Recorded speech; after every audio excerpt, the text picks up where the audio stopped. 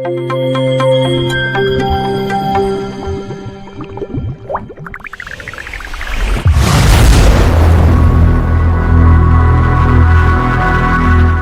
दोस्तों, welcome back to नाइट्रोकेमिस्ट्री। आज के लेक्चर में हम देखने वाले हैं फास्ट ऑर्डर काइनेटिक का सारा डिटेल। ठीक है, इसमें से आपको प्रॉब्लम सॉल्विंग टेक्निक्स बहुत सारा आ जाएगा।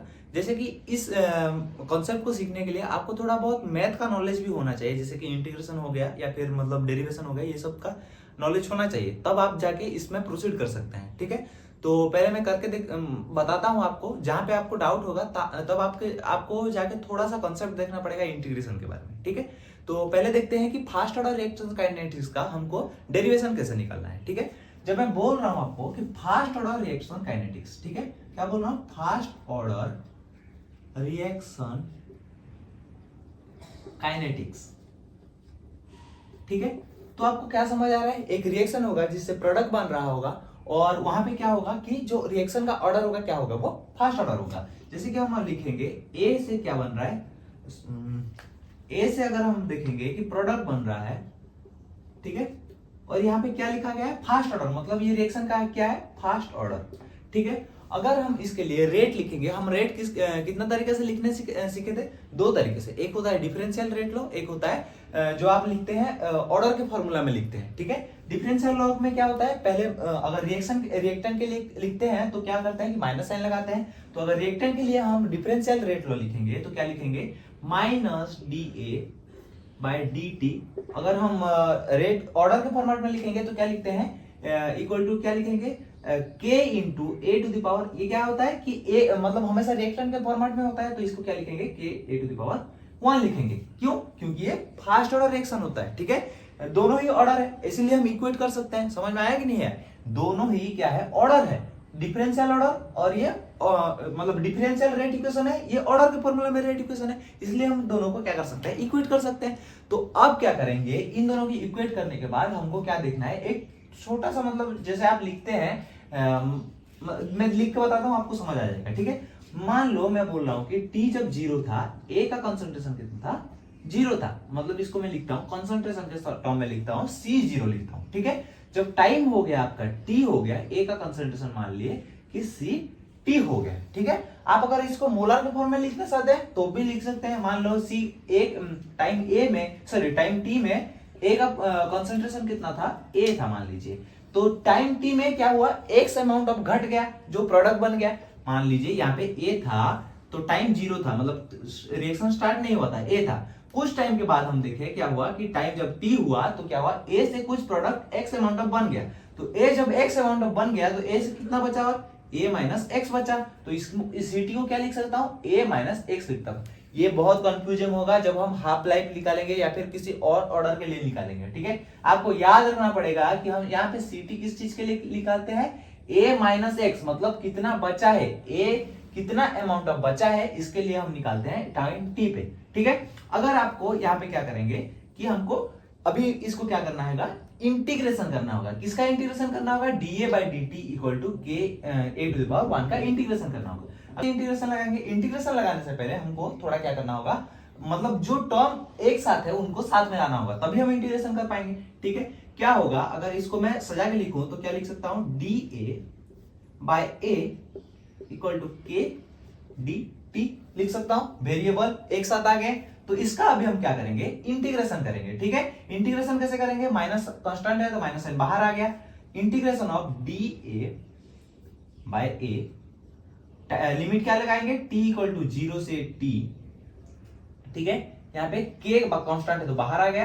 ये t इक्वल टू सॉरी इसका आपका लिमिट क्या होगा? सॉरी मैं बोल रहा हूं कि t टाइम पे इसका कंसंट्रेशन कितना था? C0 था। तो और t टाइम में इसका कंसंट्रेशन कितना था? Ct। तो ये हो गया लिमिट C0 से Ct। इसका कंसंट्रेशन, इसका लिमिट क्या होगा? टाइम इक्वल टू 0 से लेके t तक, और dt का इंटीग्रेशन। ठीक है, अगर आपको इसको सॉल्व करना होगा तो क्या होगा कि डी ए बाई ए का इंटीग्रेशन क्या होता है? लॉन ए होता है। ठीक है, तो ln A minus ln A equal to K, dt का इंटीग्रेशन कितना होता है? t होता है। ठीक है, इनका क्या होगा?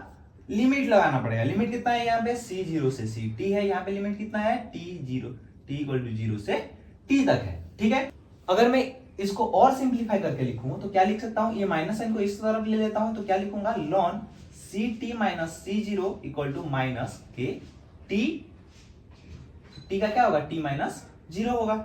ठीक है, तो इसको मैं क्या लिख सकता हूं, ln C T minus C zero लिख सकता हूं कि नहीं लिख सकता हूं, ln C T minus C zero, क्योंकि लॉन का वैल्यू अगर क्या होता है कि माइनस में रहता है तो उसको हम डिवाइड कर सकते हैं। ये बेसिक फॉर्मूला है इंटीग्रेशन का। ठीक है, इंटीग्रेशन का या फिर लॉन का बोल सकते हैं। ठीक है, तो इसको क्या लिखूंगा, के माइनस के टी लिख सकता हूं।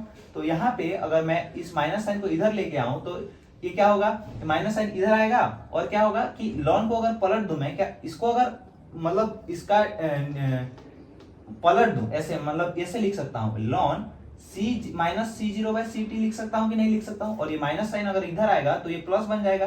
तो ये क्या हुआ, ln C zero by C T equal to K T लिख सकते हैं। ये है आपका फास्ट ऑर्डर रिएक्शन काइनेटिक्स का इक्वेशन। समझ में आया, ये क्या है आपका फास्ट ऑर्डर रिएक्शन काइनेटिक्स का इक्वेशन। और एक बार समझा देता हूं, हम क्या कर सकते हैं कि डिफरेंशियल फॉर्म में भी लिख सकते हैं, ऑर्डर फॉर्म में भी लिख सकते हैं। वो क्या होगा, minus D by D T equal to K A to the power 1 है, 1 क्यों रखे हम, क्योंकि फास्ट ऑर्डर रिएक्शन काइनेटिक्स है। ठीक है, तो उसके बाद क्या होगा, ये माइनस साइन मतलब डिफरेंट वेरिएबल को हम साथ में लाए, डी ए को इस तरफ लेके आए और इंटीग्रेशन किया, लिमिट क्या लगाए, यहाँ पे कंसंट्रेशन का लिमिट क्या लगाए, C0 से Ct तक, यहाँ पे टाइम का लिमिट क्या लगाए, T0 से T तक। ठीक है, तो उसके बाद हम क्या किए, ये माइनस साइन को इधर लेके गए, माइनस साइन उधर लेके जाने के बाद क्या किए, इंटीग्रेशन का जो लिमिट वैल्यू था वो लगाए, ln Ct minus ln C0 हुआ, यहाँ पे माइनस Kt हुआ। Ct बाय C0 को हम माइनस C0 बाय Ct लिख सकते हैं, और ये माइनस इधर आएगा तो कैंसिल हो जाएगा, और क्या होगा, ln C0 बाय Ct होगा इक्वल टू Kt। ये आपका क्या फास्ट ऑर्डर रिएक्शन काइनेटिक्स का इक्वेशन है। इसके बेसिस पे हम यहाँ पे टी हाफ सॉल्व करेंगे, टी 75% ये सब सॉल्व करने वाले हैं। ठीक है, तो अभी देखते हैं, अगर इसको मैं मोल के फॉर्मेट में लिखना चाहूं तो क्या लिख सकता हूं, जैसे C0 क्या है, A है, तो क्या लिखूंगा मैं, ln A बाय Ct क्या है, A माइनस एक्स है, तो Ct को क्या लिख सकता हूं, A minus X equal to K T लिख सकता हूं। समझ में आया कि नहीं आया, ln A by A minus X होगा आपका क्या, ये होगा, ये दोनों है आपका क्या बोल सकते हैं, इन दोनों को हम बोल सकते हैं, इन दोनों को हम बोल सकते हैं कि फास्ट ऑर्डर रिएक्शन काइनेटिक्स का इक्वेशन। यहाँ पे क्या है, के वैल्यू भी है, टी वैल्यू भी है। समझ में आया। अगर इस लॉन को मैं क्या करूंगा, लॉग में कन्वर्ट करना चाहूंगा तो क्या लिखूंगा, देखिए क्या होगा, ln A by A minus X equal to K T होगा। ठीक है, अगर हम क्या करेंगे, रेट कांस्टेंट के लिए इक्वेशन निकालना चाहेंगे तो क्या लिख सकते हैं, लॉन को लॉग में कन्वर्ट करते हैं तो क्या होता है कि 2.303 मल्टीप्लाई करते हैं, तो k को क्या लिख सकते हैं, 2.303 बाय k इधर आ जाएगा, सॉरी k मतलब k का वैल्यू निकाल रहा है तो t इधर आ जाएगा, log a by a minus x। अगर t का वैल्यू निकालेंगे तो क्या लिखेंगे, 2/303 by k log a by a minus X. ऐसे ही लिख सकते हैं, C0 बाय Ct लिख सकते हैं। मोल के फॉर्मेट में लिखना होगा तो C0 बाय Ct, और अगर आपको कंसंट्रेशन के फॉर्मेट में लिखना होगा तो C0 बाय Ct, और अगर मोल के फॉर्मेट में लिखना होगा A by A minus X. समझ में आ गया होगा अच्छे से कि फास्ट ऑर्डर रिएक्शन काइनेटिक्स का हम डेरिवेशन कैसे किए, और ये तीनों फॉर्मूला बहुत इंपॉर्टेंट है आपके, जब आगे प्रोसीड करेंगे हम क्या देखेंगे कि हाफ लाइफ देखेंगे तब इंपॉर्टेंट रहेगा। समझ में आया। ठीक है, अभी हम देखते हैं कि हाफ लाइफ कैसे निकालते हैं। अभी हम देखने वाले हैं कि हाफ लाइफ क्या होता है। क्या बोला मैं कि अभी क्या देखेंगे, हाफ लाइफ क्या होता है। ठीक है, पहले देखते हैं कि हाफ लाइफ का डेरिवेशन क्या होता है। हाफ लाइफ क्या होता है, हाफ लाइफ होता है the reaction time when the amount of reactant is consumed as half. ठीक है, मैं क्या बोला कि the reaction time when the reactant species is consumed. ठीक है, हाफ मतलब क्या बोल सकते हैं हम, 50% बोल सकते हैं, या फिर 1/2 भी बोल सकते हैं। ठीक है, तो जब रिएक्शन से हम प्रोडक्ट बना रहे हैं, ए से प्रोडक्ट बन रहा है, तो ये ए जब क्या होगा कि इसका ए का मान लीजिए पहला हमारे पास 10 मोल था जब टाइम 0 था। जब टाइम हमको क्या निकालना है, टाइम क्या होगा, मतलब हाफ लाइफ टाइम, मतलब क्या बोल रहे हैं हम, हाफ टाइम या फिर हाफ लाइफ टाइम। ठीक है, हाफ लाइफ या फिर हाफ लाइफ टाइम भी बोल सकते हैं। ठीक है, हाफ लाइफ टाइम क्यों बोल रहे हैं कि मान लीजिए हमारे पास क्या था कि t इक्वल टू 0 में हमारे पास रिएक्टेंट कितना था, 10 मोल था। ठीक है, तो हमको क्या निकालना है, टी हाफ निकालना है। टी हाफ क्या होता है, जब हमारा ये रिएक्टेंट कंज्यूम हो रहा है और प्रोडक्ट फॉर्म हो रहा है, पहले से बोलता आया हूं, जब ये रिएक्टेंट क्या हो जाएगा, घट के 5 मोल हो जाएगा, कौन से टाइम पे वो होगा 5 मोल, उसको हम निकालने वाले हैं, वो होगा हाफ लाइफ। ठीक है, पहला कैसे निकालेंगे वो भी देख लेते हैं। हाफ लाइफ को हम किससे डिनोट करते हैं, टी हाफ से डिनोट करते हैं। ठीक है, टी हाफ का वैल्यू क्या होता है, हम निकाल सकते हैं फास्ट ऑर्डर रिएक्शन काइनेटिक्स का जो हमको डिराइव किए थे इक्वेशन, उससे हम निकाल सकते हैं टी हाफ। कैसे निकालेंगे देखते हैं। टी हाफ इक्वल टू लिख सकते हैं, पहले हम लिखते हैं कि टी हाफ निकालने के लिए फॉर्मूला लिखते हैं। ठीक है, पहला हम क्या लिखेंगे, जो हमको मिला था डेरिवेशन के बाद इक्वेशन, वो लिखते हैं। ठीक है, क्या मिला था हमको, के टी इक्वल टू क्या मिला था, लॉन, या फिर हम इसे लिख सकते हैं लॉग में ही डायरेक्ट लिखते हैं, या फिर आपको अगर लॉन में लिखना होगा तो लॉन में भी लिख सकता है। के टी इक्वल टू लॉन क्या मिला था, C0/CT, यही मिला था आपको। किसका इक्वेशन मिला था, फास्ट ऑर्डर रिएक्शन काइनेटिक्स का इक्वेशन मिला था।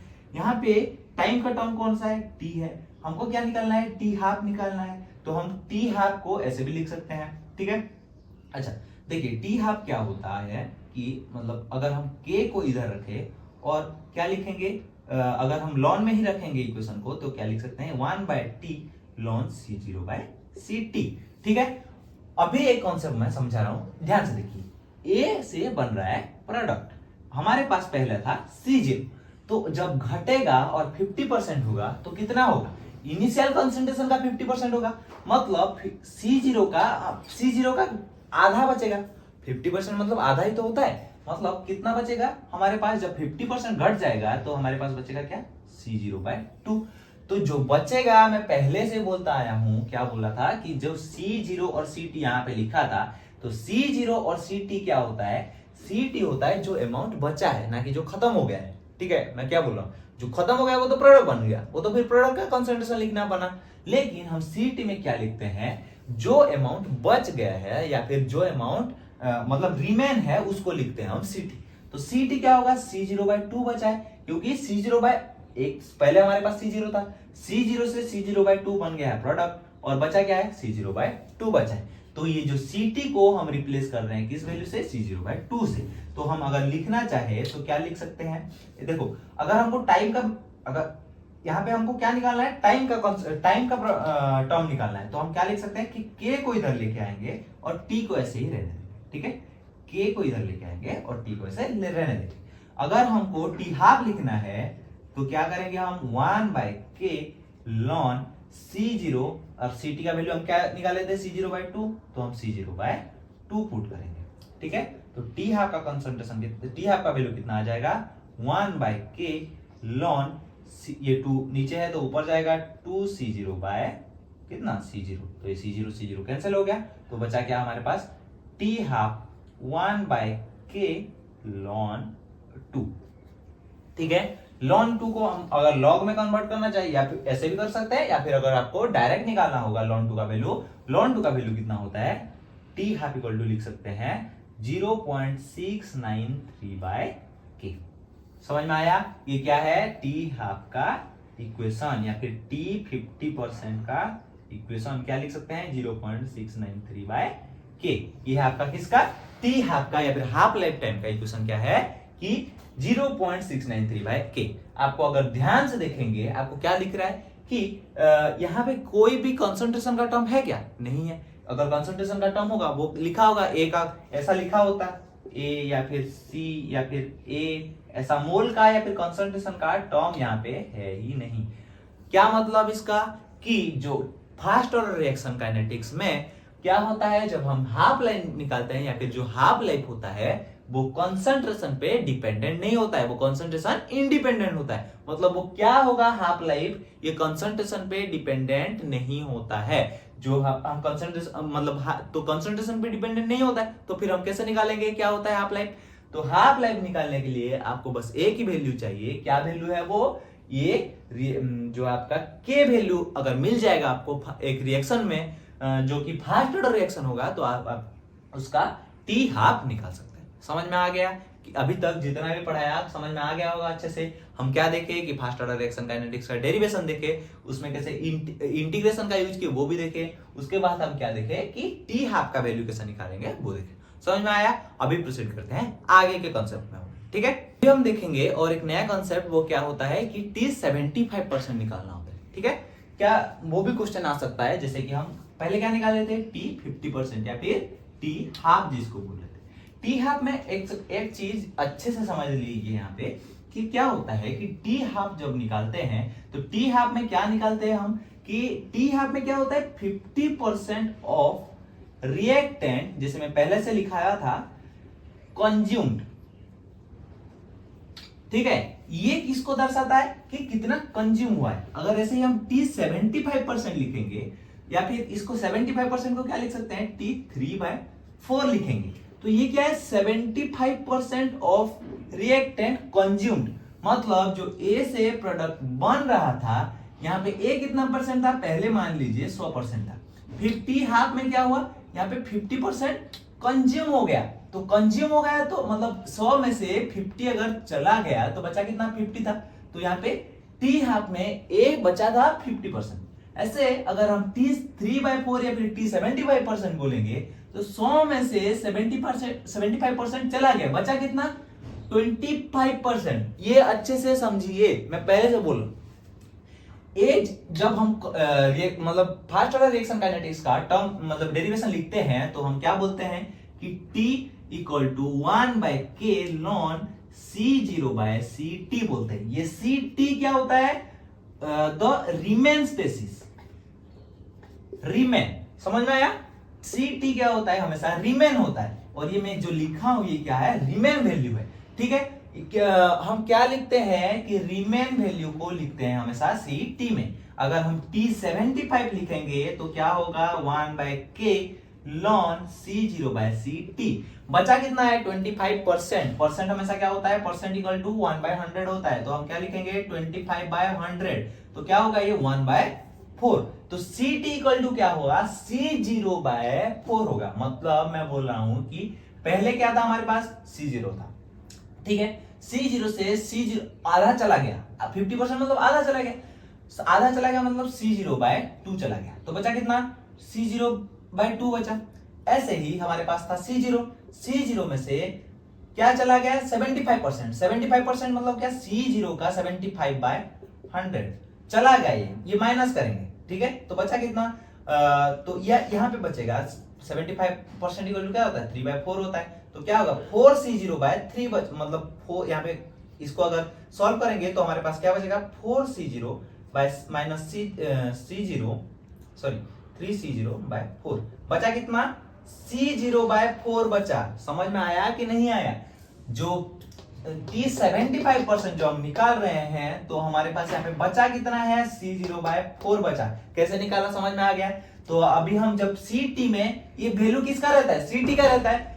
और एक बार मैं कंफ्यूज हो रहे हो तो मैं समझा देता हूं। पहला क्या होता है हमारे पास कि A से प्रोडक्ट बनता जा रहा है, हमारे पास T इक्वल टू टाइम 0 में हमारे पास रहता है C0। जब हम मान लो टाइम T निकाल रहे हैं, ये जो T हम वैल्यू डालते हैं उसको हम धीरे धीरे चेंज कर रहे हैं। मान लीजिए अब T हाफ मतलब हाफ लाइफ टाइम, जब T आधा, C0 खत्म हो गया। आधा C0 मतलब C0/T। मान लीजिए आपके पास 2 चॉकलेट था, आधा खत्म हो गया, मतलब बचा कितना, 1। ऐसे ही अगर हम T इक्वल टू 50 मतलब 50% में C0/2 बचता है। यहाँ पे जो वैल्यू बचता है उसको लिखते हैं, ना कि जो खत्म हो गया। ऐसे ही अगर हमको T 75% लिखना होगा तो 75 खत्म होने के बाद बचा कितना, C0/4। तो यहाँ पे लिखेंगे हम C0/4। तो Ct का वैल्यू होता है ये, तो Ct का वैल्यू हम डालेंगे कितना, C0/4। तो अगर 75% निकालना है तो हम क्या लिखेंगे, 1/k ln C0/4। तो अगर हमको 1/k equal to ln C, ये 4 ऊपर चला जाएगा तो बचेगा कितना, 4C0/4। ये C0 कैंसिल हो गया तो क्या लिख सकते हैं, 1/k ln 4। ठीक है, लॉग का एक प्रॉपर्टी होता है, लॉग क्या है, लॉन का या फिर मतलब a to the power b, b to the power c, ऐसा जो लॉन वैल्यू होता है उसमें एक प्रॉपर्टी होता है। क्या होता है कि अगर ln a to the power b लिखा है तो हम उसको क्या लिख सकते हैं, b ln a लिख सकते हैं कि नहीं लिख सकते हैं। तो अगर हम ऐसे इसको अगर और मतलब थोड़ा सिंप्लीफाई करेंगे तो क्या लिख सकते हैं, T75% equal to 1/k ln 4 को लिख सकता हूं मैं ln 2 या फिर इसको ऐसे लिख सकते हैं, ये 2 बाहर आ गया 2/k ln 2।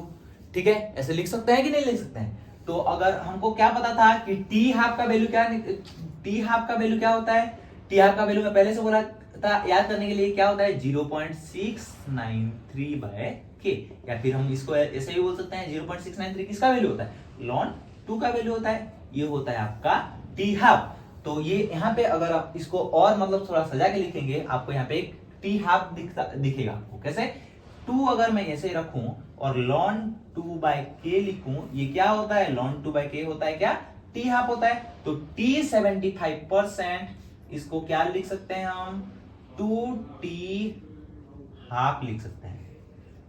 समझ में आया कि नहीं आया। 75% जब खत्म होता है वो क्या होता है, 2t हाफ होता है। अगर आपको कहीं पे भी क्वेश्चन पे t हाफ का वैल्यू दे दिया है और आपको k का वैल्यू नहीं दिया है, कुछ नहीं दिया है, मतलब सिंपल नॉर्मल दे दिया है, T75% बस दे दिया, सॉरी T50% दे दिया और बोला कि T75% निकालो, तब तो आपको k का वैल्यू नहीं है, तो आपको ये फॉर्मूला याद रखना पड़ेगा। T75% क्या होता है, 2t हाफ होता है। समझ में आया, ठीक है। अभी हम क्या देखेंगे, एक जनरलाइज फॉर्मूला देखेंगे कि t अगर t कितना भी परसेंट बोला होगा तो हम उसको कैसे निकालेंगे, एक जनरलाइज फॉर्मूला देखते हैं। ठीक है, पहला हम देखते हैं कि जो फर्स्ट ऑर्डर रिएक्शन काइनेटिक्स का वो जो जनरल इक्वेशन था, वो उसको क्या लिख सकते हैं, k t, मान लो यहाँ पे मैं x% लिखता हूँ, कुछ भी x कुछ भी हो सकता है, ठीक है, 10 20 30 40 50 60 जो भी हो सकता है, ठीक है, इक्वल टू क्या होता है हमारे पास, ln C0/CT होता है, या फिर इसको लिख सकते हैं हम ln A/A-x होता है। ये x जो होता है वो क्या होता है कि कितना बन गया है प्रोडक्ट, और ये जो a होता है वो क्या होता है, जो पहले था माइनस जो बन गया है, तो अभी तो हमारे पास बचेगा CT, मतलब जो बचा है रिमेन स्पेसिस। ठीक है, इसको अगर मैं क्या करूंगा कि मान लीजिए आपके पास a है, a से प्रोडक्ट बन रहा है, a मान लीजिए आपके पास, सिंपल समझिए, ठीक है, आप ए हैं और ये प्रोडक्ट मतलब कोई भी दूसरा बंदा है, ठीक है, तो आपके पास 100 चॉकलेट है, आप उसको पहले क्या किए, एक चॉकलेट दिए, बचा कितना आपके पास 99, तो मान लीजिए ये क्या है, T1 है, जो कंज्यूम हुआ वो बनेगा T, मतलब T के नीचे का वैल्यू ये X बनेगा। ठीक है, जैसे कि हम क्या कहते हैं, पहले 50% निकाले थे, तो इसको मैं बोल सकता हूं ये A का वैल्यू है, ये X का वैल्यू है, ये A-X का वैल्यू, यही तो है, ये A है, ये X है, तो ये A-X है। तो इसको मैं लिख सकता हूं वैसे कि अगर हमको क्या निकालना था, पहले हम क्या निकाले थे, T50 निकाले थे, T50 को मतलब पुट करके देखते हैं कि ये इक्वेशन सही है कि T50, ठीक है, 50 में क्या था, एक हमारे पास था 100, A माइनस कितना था, 100 - 50, ये जो X है यही X है। ठीक है, तो हम क्या लिख सकते हैं कि T50 इक्वल टू क्या था, 100 बाय ln के T50 इक्वल टू क्या था, ln 100/100 से 50 इक्वल टू 50, ये बन गया था 2, के T50 इक्वल टू क्या लिखे थे हम, ln 2 लिखे थे, और T50 इक्वल टू क्या लिख सकते हैं हम, T50 इक्वल टू क्या लिखे थे, ln 2/k लिखे थे, यही वैल्यू लिखे थे कि नहीं। ऐसे ही हम T75 निकाले तो क्या कहते हैं, T75 equal to generalise formula क्या होता है, ये k उधर चला जाएगा। ठीक है, तो क्या लिखूंगा, 1/k ln कितना लिखे थे, 100/100 - 75, तो क्या होगा 1/k ln 100/25, तो बचा कितना था 4 से हम कितना किए थे, फिर 2 ln 2 किए थे, 2 बाहर आए थे, तो 2/k ln 2 था, या फिर यहाँ पे था 2 ln 2/k करके हम लिखे थे 250% या फिर T50%। समझ में आया। ऐसे अगर आपको बोल देगा कि 90% कितना होता है वो निकालो, क्या करेंगे, सिंपल बार बार करके वो इक्वेशन डाल के लिखना नहीं है, क्या लिखेंगे डायरेक्ट 1/k ln 100/100 - 90, जो परसेंट बोला होगा यहाँ पे उसको डालना है x के फॉर्मेट में। क्या लिखेंगे हम 1/ln, ये 100/10 क्या होगा, 1/k ln 10 होगा। ठीक है। उसके बाद अगर आपको लॉन को लॉग में कन्वर्ट करना होगा तो क्या होता है 1/k, मैं क्या बोल रहा था 2.303 मल्टीप्लाई करना होता है, क्या होता है 2.303 log 10। log 10 का वैल्यू कितना होता है 1 होता है। तो अगर t 90% निकालना होगा तो हम क्या बोल सकते हैं कि 2.303/k।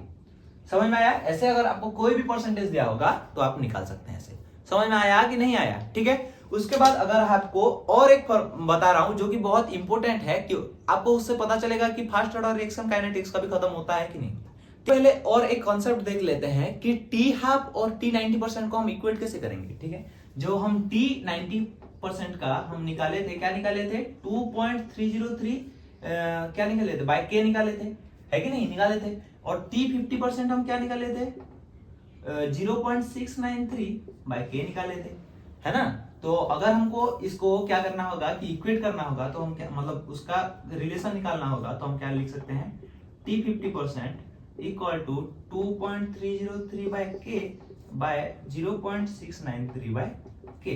तो ये के कैंसिल हो गया तो बचा कितना हमारे पास T 90% by T 50% equal to हम बोल सकते हैं कि 2.303 बाय 0.693।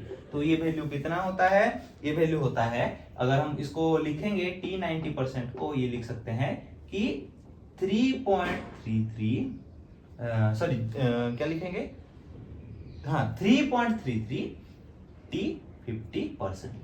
समझ में आया? टी 90% कितना होता है 3.33 टी 50% होता है। पहले हम क्या कहते हैं टी 75% क्या होता है 2 टी हाफ होता है या फिर 2 टी 50% होता है। ऐसे अगर टी 90% लिखेंगे तो क्या होगा 3.33 टी हाफ होगा।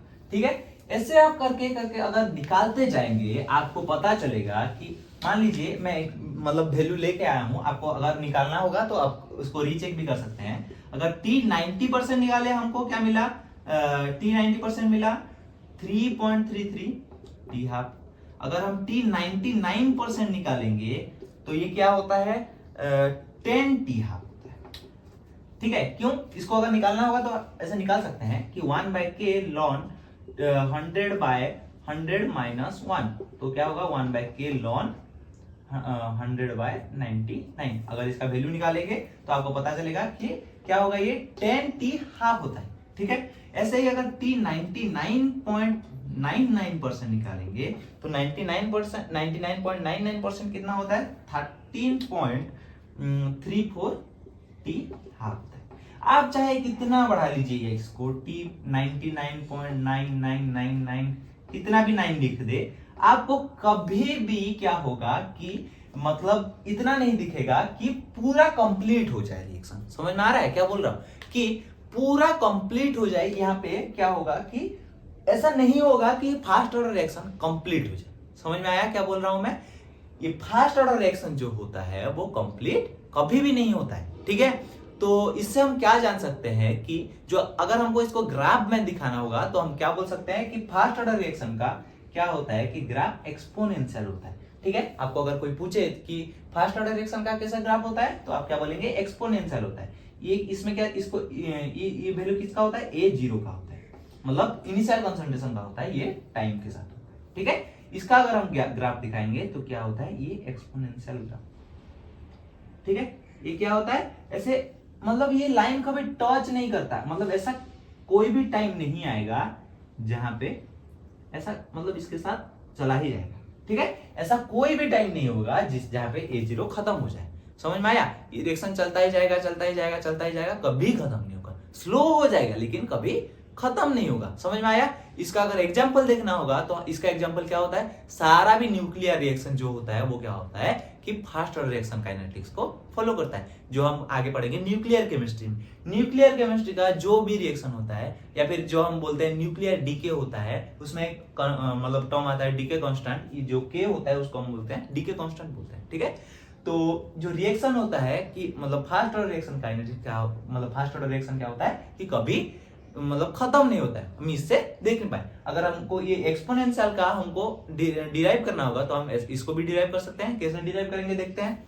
जब अभी देखते हैं कि जो मैं बोला था कि डेरिवेशन कैसा होगा, वो जो एक्सपोनेंशियल कर्व है वो देखते हैं। ठीक है, पहला हमको क्या पता है कि ए से जब प्रोडक्ट बनता है, ठीक है, मान लीजिए पहले आपके पास ए है p टाइम इक्वल टू 0 पे और t time equal to t पे आपके पास कितना बचेगा, यहाँ पे a से पहले 0 था, यहाँ पे अगर x बन गया तो a माइनस x बचेगा। ठीक है, तो पहले आपको जो डेरिवेशन पता है, जो मतलब जो इक्वेशन पता है फर्स्ट ऑर्डर रिएक्शन काइनेटिक्स का, वो क्या होता है kt equal to ln C0 by Ct, या फिर अगर को मोलर में, अगर हम ये मोलर के फॉर्म में लिख रहे हैं तो इसको क्या लिखेंगे a by a minus x लिखेंगे। तो इसको अगर मैं मतलब उल्टा कर दूं तो क्या लिख सकता हूं कि k सॉरी यहाँ पे माइनस साइन आ जाएगा, minus sign equal to minus kt equal to ln a minus x by a। अगर दोनों साइड हम e का टर्म लिखेंगे तो क्या लिखेंगे e to the power kt, और e और ln कैंसिल हो जाएगा तो हम लिख सकते हैं a minus x by a। ठीक है, आपको जब हम केमिकल इक्विलिब्रियम आपको अगर पढ़े होंगे तो यहाँ पे क्या होता है, एक टर्म होता है डिग्री ऑफ डिसोसिएशन। उसको हम क्या लिखते हैं कि एक स्पेसिफिक टाइम पे जितना भी प्रोडक्ट बना है बाय टोटल कितना रिएक्टेंट था, इसको हम डिनोट किससे करते हैं, अल्फा से डिनोट करते हैं। आपको बेसिकली क्या करना है, ये वाला टर्म लेके आना है इधर। कैसे आएगा, अगर हम e to the power minus kt लिखेंगे और इसको अलग अलग लिखेंगे a by a minus x by a लिख सकते हैं। तो इसको हम कैसे लिखेंगे, e to the power minus kt equal to 1 minus x by a, और इसको अगर लिखेंगे तो क्या लिखेंगे कि 1 माइनस अल्फा। ये होता है फर्स्ट ऑर्डर का रिएक्शन काइनेटिक्स का, अगर आपको डिग्री ऑफ डिसोसिएशन में इक्वेशन दिखाना होगा। ठीक है, सेम चीज को अगर मैं लिखना चाहूंगा, जैसे हम e to the power minus kt को अगर मैं इस कंसंट्रेशन के टर्म में लिखना चाहूंगा तो क्या लिखूंगा, e to the power minus kt equal to a minus x, मतलब क्या होता है ct होता है बाय c0 होता है। ठीक है, अगर हमको लिखना होगा तो क्या लिखेंगे c0 e to the power minus kt e to the power minus kt equal to ct होता है। ठीक है, आपको किसके किसके अंदर ग्राफ बताया था मैं, a0 बाय t का ग्राफ होता है। अगर a0 और t का ग्राफ निकालेंगे तो इस वैल्यू में, अगर इस इक्वेशन में अगर पुट करेंगे ct equal to c0 e to the power minus kt में, तो आपको एक ग्राफ दिखेगा ऐसे। समझ में आया, ऐसा ग्राफ दिखेगा आपको। कहां से, अगर आप इस वाले इक्वेशन में पुट करेंगे। इस वाले इक्वेशन कहां से आया, डिग्री ऑफ डिसोसिएशन आया। समझ में आया। आज के लेक्चर में इतना ही। आगे हम देखेंगे कि फर्स्ट ऑर्डर रिएक्शन का जो ग्राफ होता है वो कैसे ड्रॉ होता है। तो आज के लिए इतना ही। पढ़ते रहिए, हमारे साथ जुड़े रहिए, लाइक और सब्सक्राइब करना ना भूलिएगा। ठीक है, थैंक यू, हैप्पी लर्निंग।